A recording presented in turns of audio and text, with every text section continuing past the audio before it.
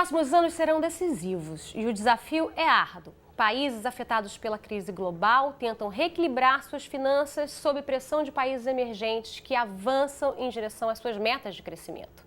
Mas como seguir sem reproduzir o modelo tradicional de desenvolvimento, que ameaça o meio ambiente e mantém na miséria os mais pobres entre os pobres? Durante a Rio+20, a ONU trouxe a ideia do investimento em tecnologias que garantam a ecoeficiência do crescimento, reduzam a emissão de carbono e economizem os recursos do planeta. A transição para a chamada economia verde foi apresentada como o caminho para a redução da pobreza e das desigualdades. Mas o desfecho da conferência mostrou que a economia verde está longe de ser unanimidade. Um grupo de economistas insiste no argumento de que a ideia de desenvolvimento ancorado na relação entre consumo, produção e crescimento, do jeito que a conhecemos hoje, é falida e perpetua as desigualdades. E que é preciso considerar a possibilidade de desenvolvimento sem crescimento econômico, ou, como eles dizem, prosperidade sem crescimento. Um assunto bastante polêmico, que é tema de mais uma entrevista dessa série especial do Futura sobre pobreza e desigualdade. E eu converso com José Elida Veiga, professor dos programas de pós-graduação do Instituto de Relações Internacionais da USP e do Instituto de Pesquisas Ecológicas. Obrigada, professor, pela presença desde já. Tarefa inglória essa que é defender crescimento, quer dizer, desenvolvimento sem crescimento, ainda mais numa época de crise global, disputa de mercados, que o mantra é para conseguir crescimento é preciso investir em consumo, geração de empregos, crescimento. Que argumentos seriam necessários ou são utilizados para convencer que é preciso que se mude esse paradigma, que se passe para o paradigma da prosperidade sem crescimento?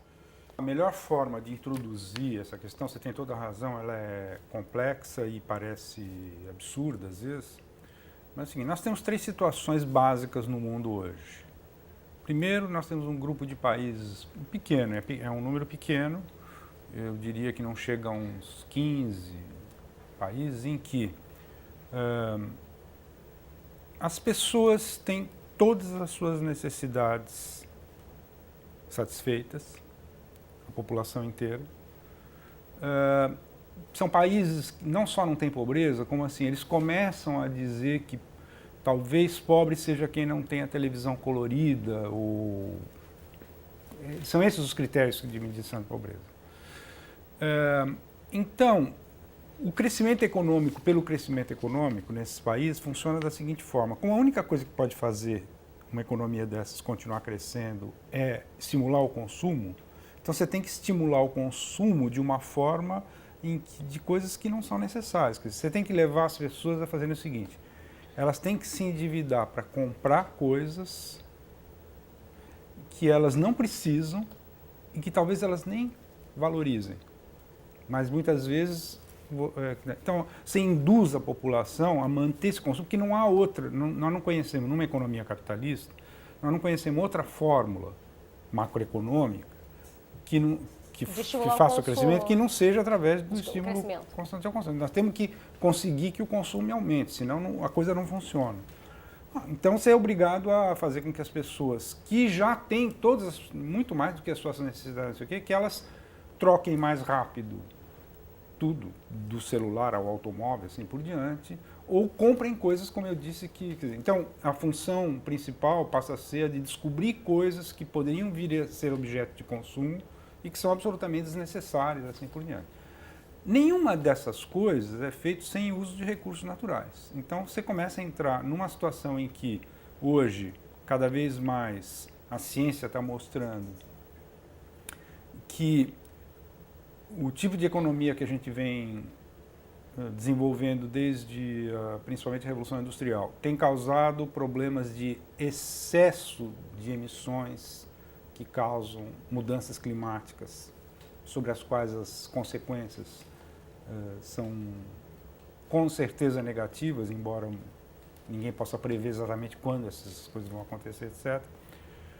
Biodiversidade, nós temos perdido uma biodiversidade que pode comprometer a prosperidade no futuro, seja ela do jeito que for. E tem uma terceira que se fala muito pouco ainda, mas que é tão importante quanto essas outras duas, que é o ciclo do nitrogênio. Seria muito longo explicar o que está acontecendo com a questão do nitrogênio, mas é importante pelo menos lembrar isso.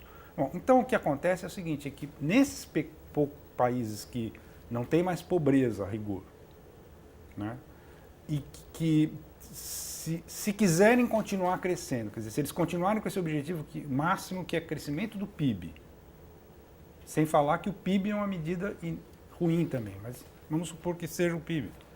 Se eles continuam com essa obsessão, eles estão fazendo uma coisa absolutamente paradoxal. São poucos os países que estão nessa situação. Depois você tem mais de 100 países no mundo que não conseguem sequer dar conta, por exemplo, de alimentar a sua população e assim por diante. São países muito pobres. Esses países, eles nem começaram a crescer, tá certo? É uma coisa completamente diferente. Não quer dizer que eles vão ter que crescer exatamente da mesma maneira que fizeram os outros, mas eles têm que crescer muito.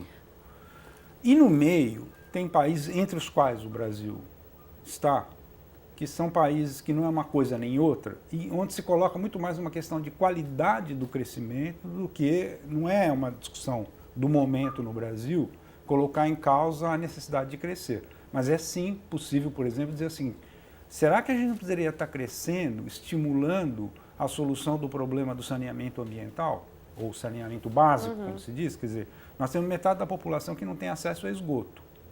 Será que não deveria ser essa a linha de condução do crescimento, em vez de ser, por exemplo, mais e mais consumo, ancorado no consumo? Sim, mas um consumo, inclusive, é o seguinte, quer dizer, o que nós estamos usando agora? Estimula a indústria automobilística, sem, inclusive, exigir dela mais rigor nos controles das emissões, na tecnologia.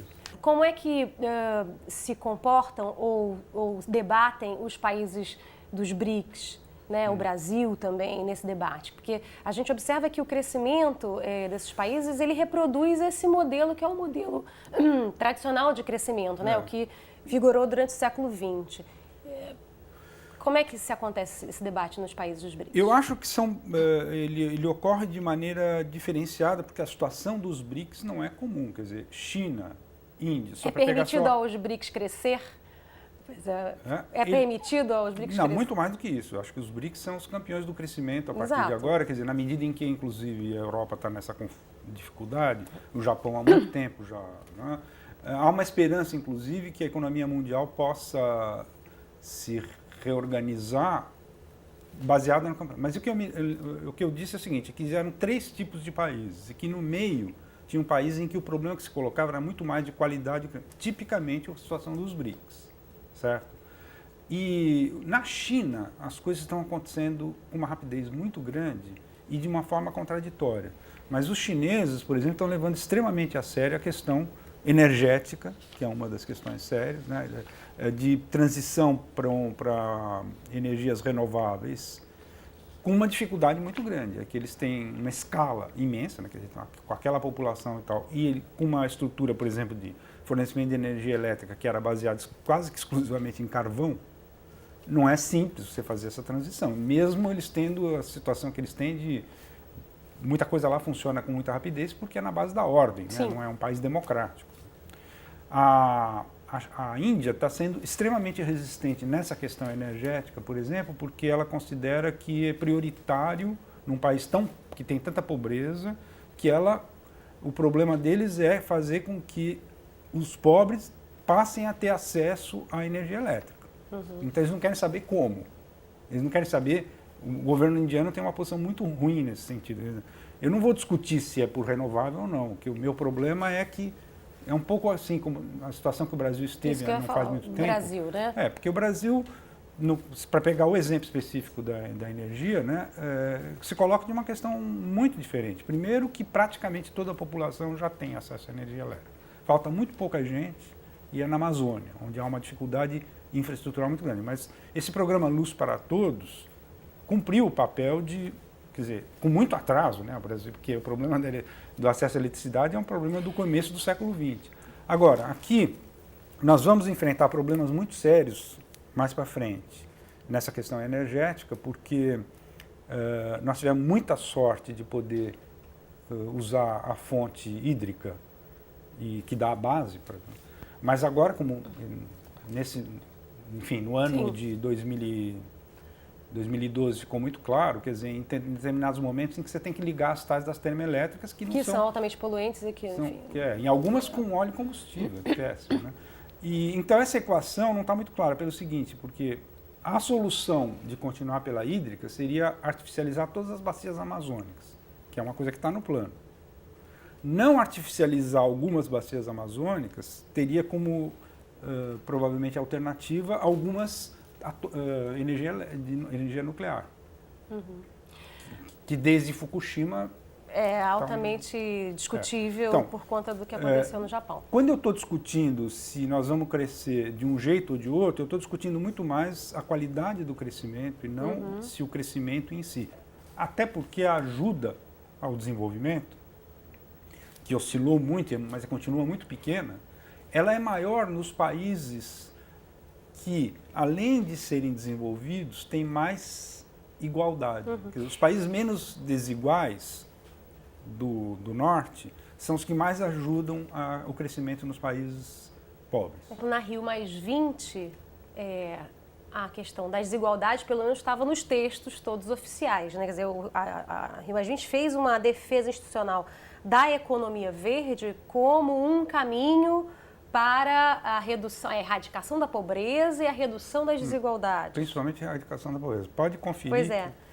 Bom, mas a minha pergunta é o quanto que essa defesa da economia verde, que é super discutida, esse conceito da economia verde é super discutido, debatido, polêmico, embolou aí o meio de campo do entendimento e das discussões, de fato, em relação à redução das desigualdades. Então, vamos ver como isso aconteceu. Isso vai mostrar como que a questão da desigualdade é complexa no plano global. É que existe um bloco de países que se titula G77 e China, que na verdade são 130 e tantos países, e de todos os países do mundo são 130 e tantos, em grande maioria muito pobres. Uma parte são esses BRICS, a própria China, etc., que são países que você não pode mais chamar de pobres, mas que são intermediários, e que desde a fundação do G77, que já faz muito tempo, na época eles eram 77, tiveram sempre como objetivo principal esse, que nas relações internacionais o principal é garantir espaço para o desenvolvimento dos países que não são... Eles preferem essa expressão em desenvolvimento, que eu acho errada, porque em desenvolvimento todos os países estão. Além do que não são duas categorias de desenvolvimento, são três. Mas o G77 não quer ouvir falar dessa história de que são três categorias. Eles querem dizer que existe um punhado de países já ricos, industrializados, etc., e os outros, e eles são os outros. Foi esse o principal embate na Rio+20, né? E a atitude do G77 foi de extrema desconfiança da expressão economia verde. Eles combateram, até onde eles puderam, a expressão economia verde como mais uma manobra do norte querendo impedir o desenvolvimento do sul, como se não interessasse ao norte que os países do sul saíssem do seu subdesenvolvimento, o que é um grande equívoco, a meu ver. Mas é assim que se coloca, e mesmo no discurso do G77, embora o que esteja na pauta deles fundamentalmente seja uma questão de desigualdade entre dois grupos de países, mesmo neles não é explícito um discurso a favor do combate às desigualdades em geral. Embora esteja sempre, obviamente, presente essa questão de que eles só existem porque existe uma desigualdade brutal. Mas mesmo no G77, a ênfase é sempre na questão da pobreza. Da pobreza. Professor, muitíssimo obrigada por essa conversa. Imagina. Para você que acompanhou essa nossa conversa, obrigada pela companhia. Um abraço. Até a próxima.